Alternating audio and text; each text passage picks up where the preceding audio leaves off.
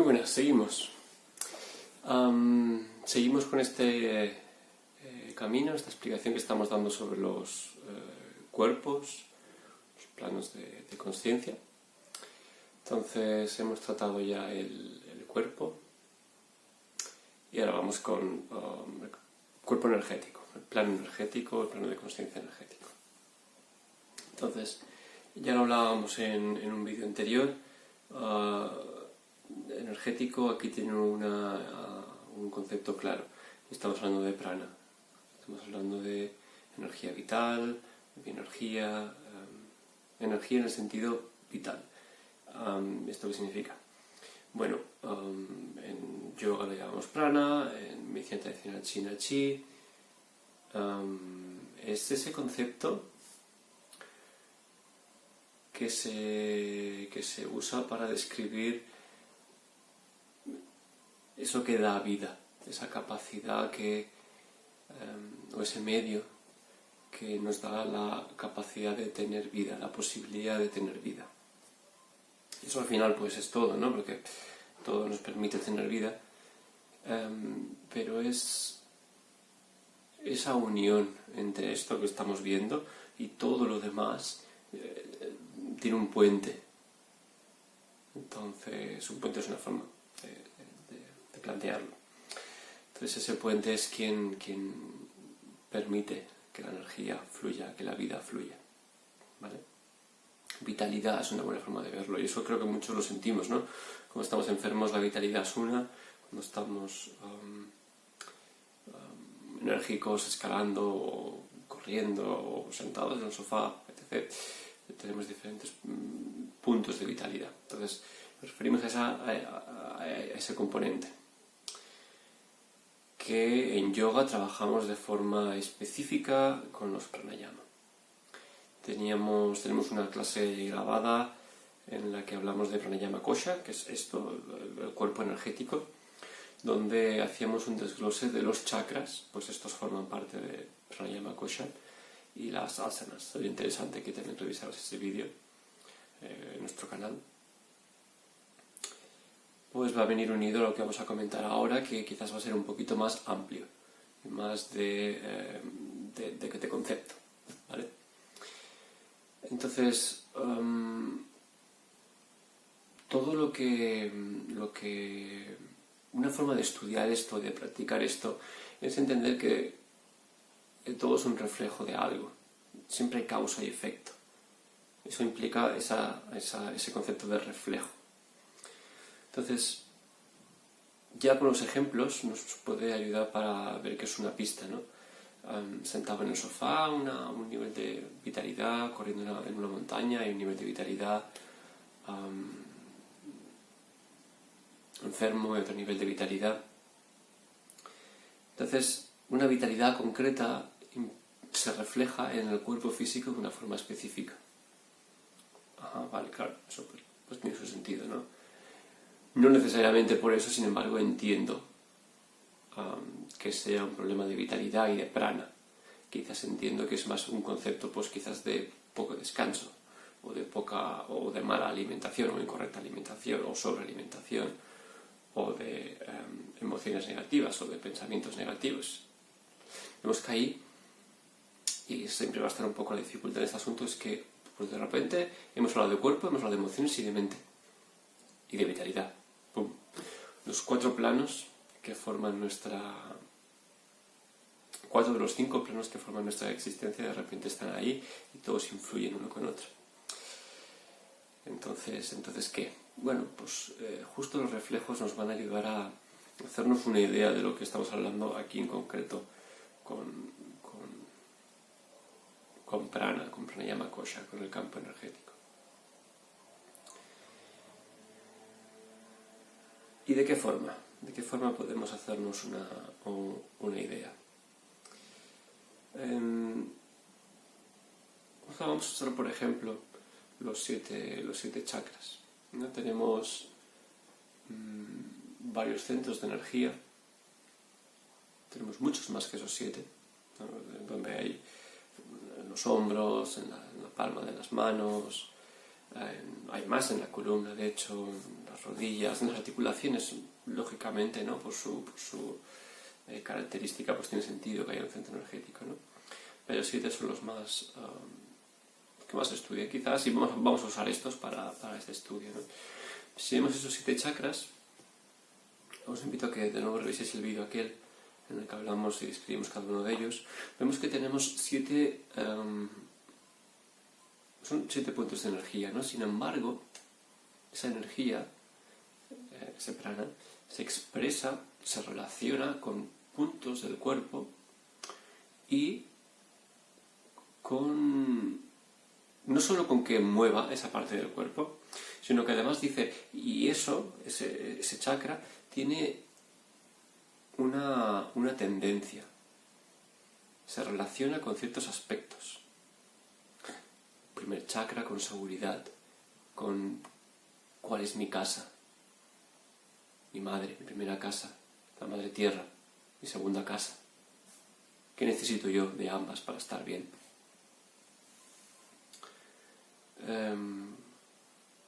Expresión, quinto chakra. ¿Hasta qué punto digo lo que quiero? Digo lo que he escuchado y lo digo de memoria. Digo lo que siento. ¿A quién se lo digo? ¿Cómo se lo digo? ¿Tengo miedo a hablar con alguien? Entonces vemos ahí que los chakras son un reflejo, estos centros de vitalidad son un reflejo de unas emociones. Entonces hacen como de engrase, ¿no? Hay una emoción que se engrasa en el cuerpo energético. ¿Para qué? ¡Pumba! Se puede materializar aquí en la vida gracias a los carmendrillas, a los órganos de acción que tenemos, ¿no? O sea, el habla, las manos, los pies, etc.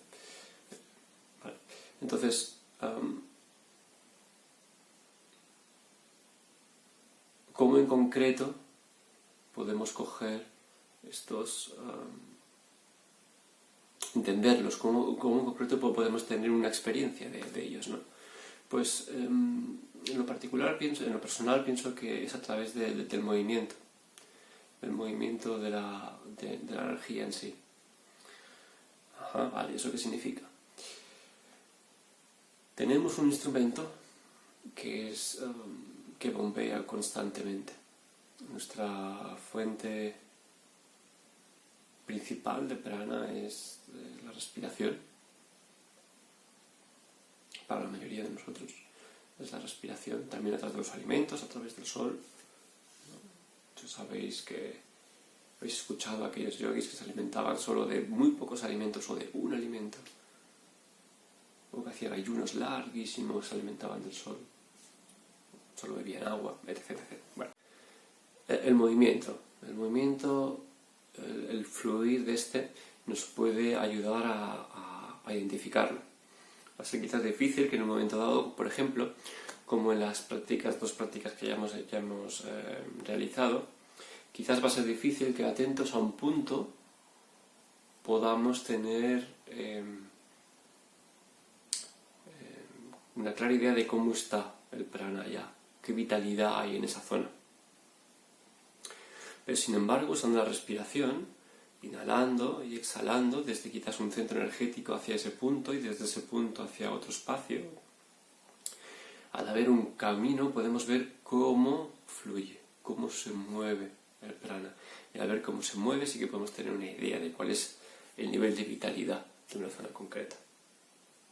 ¿Vale? Entonces,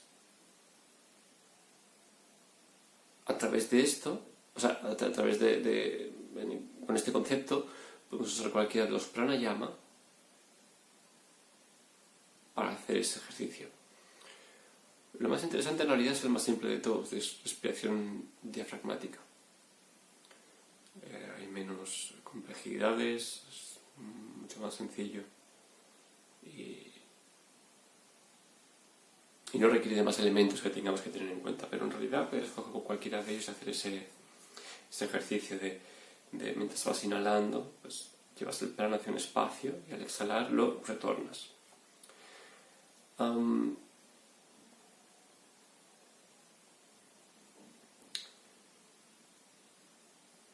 los otros pranas en realidad, como por ejemplo Bhastrika, como por ejemplo Varisodhana, como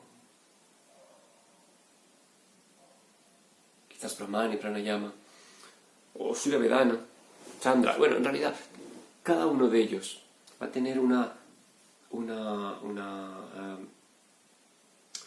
tendencia, una motivación de coger la vitalidad del cuerpo y reorganizarla de una forma concreta.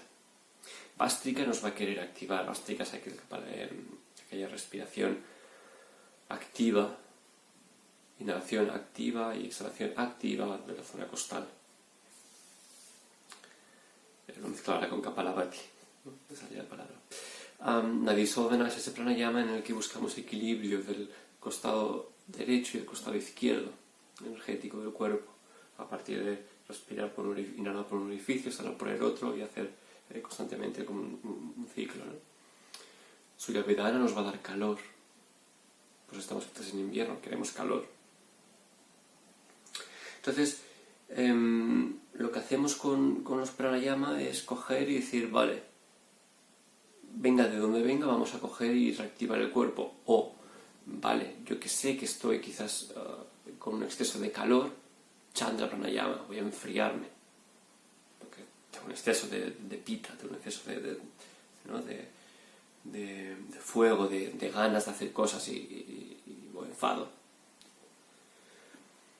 Entonces, ¿no? Fijáis cómo se va relacionando constantemente, ¿no? Una emoción con la respiración y con la energía, con prana. Entonces los pranayama nos van a ayudar a, por así decirlo, armonizarla en todo el conjunto, pero luego, sin embargo, podemos no tener conciencia de ella. Podemos saber en un punto determinado del cuerpo cómo está. Entonces, para eso buscaremos el punto y haremos el ejercicio que se planteará en la parte práctica, que es inhalar hacia ese espacio y exhalar de vuelta. Inhalar hacia ese espacio y exhalar de vuelta. Y ahí es donde creo que es mucho más sencillo entender el pranayama, entender el prana. Otro ejercicio súper útil, para mí fue el primero, de hecho, donde dije, ajá, aquí está esto, y te invito a que lo hagas mientras explico. Pones tus manos a un palmo de distancia aproximadamente, los brazos sueltos, hombros sueltos, con la tensión, y simplemente llevas atención al espacio que hay entre tus manos.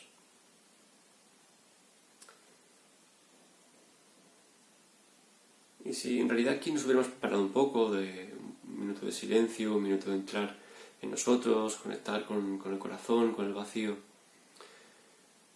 Luego, al llevar la atención aquí a este espacio entre las manos, veríamos que no es calor, que no es el bombeo de las sangres de las manos, que no es el latir del corazón en las manos, que también todo eso. Veríamos que en realidad hay algo, prana, entre las manos.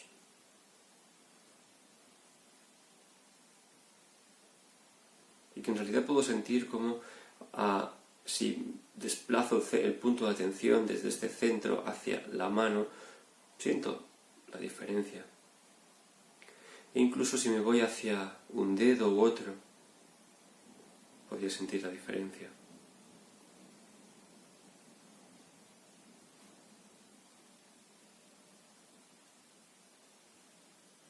¿Qué?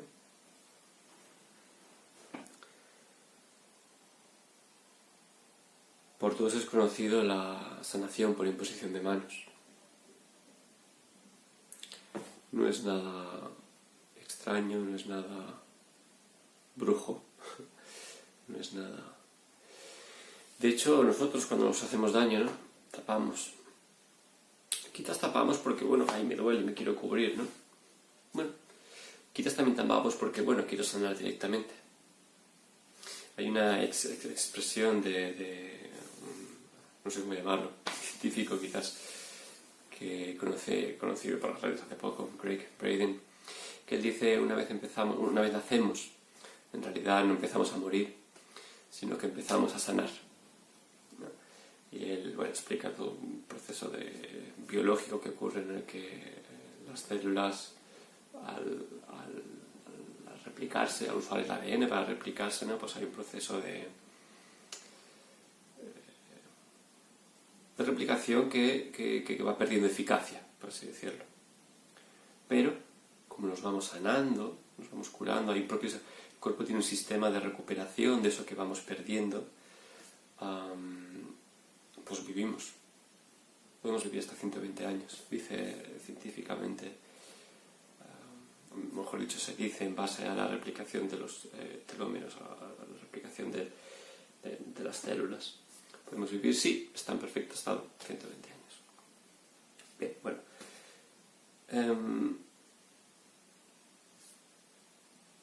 Quizás entonces no es tan descabellado pensar que este gesto viene primero más que por cubrirse, sino por sanarse, ¿no? Quizás no es el miedo y él no quiere recibir más dolor, lo que primero está en nuestra mente, sino quizás es: ostras, voy a curarme, quiero continuar, ¿no?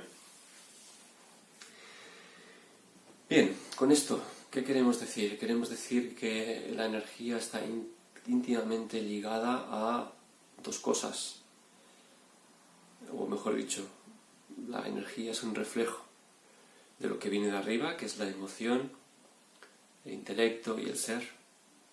El ser se va reflejando en la intuición se refleja en la emoción se refleja en la energía, y finalmente, por último, todo eso se refleja en el cuerpo y se manifiesta algún tipo de realidad u otra. Y podemos observarlo, podemos experimentarlo a través de la atención, simplemente. Podemos poner la atención en un punto y ahí se manifestaría. En lo personal, yo creo que es más fácil verlo a través del movimiento. Veremos ambas técnicas. Bien, de nuevo insisto con que veáis el vídeo sobre los chakras. Es interesante ver cómo todo este eje central, desde Muladhara hasta Sahasrara, tiene centros de activación, tiene centros de voluntad, tiene, estoy dando sinónimos, tiene reflejos de lo de más arriba, de la emoción y del intelecto, de la conciencia, que quieren manifestarse en la materia y usan. Prana tiene mucho sentido, ¿no? Si no tuviéramos combustible, si no tuviéramos aceite en el cuerpo, ¿por qué va a hacer falta aceite en cosas y en nuestro cuerpo no? ¿Por qué va a hacer falta energía en las cosas y nosotros no? ¿Por qué? Esto es algo que siempre ayuda a verlo, ¿no? Cuando los yogis decían que se sentaban en la naturaleza para observarla y decir: ajá, así es donde funcionan las cosas, no es nada